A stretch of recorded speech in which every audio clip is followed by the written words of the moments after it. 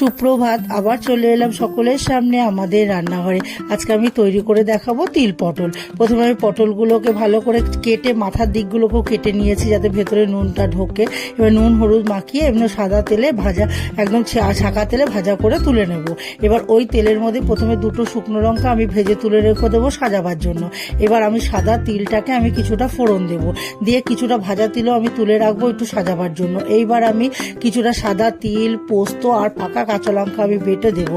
এবার ওই বাটা মশলাটাকে ওর মধ্যে দিয়ে এবার পরিমাণ মতো একটু নুন, সামান্য একটু হলুদ আর স্বাদ মতো চিনি দিয়ে ভালো করে মশলাটাকে কষিয়ে এবার পটলগুলোকে দিয়ে দেবো। দিয়ে এবার পটলটাকে কষিয়ে নিয়ে এবার যখন দেখবো তেলটা ছেড়ে এসছে, মাখা মাখা হয়ে গেছে, তখন গোটা কতগুলো কাঁচা লঙ্কা দিয়ে নাড়িয়ে চাড়িয়ে নামিয়ে নেব।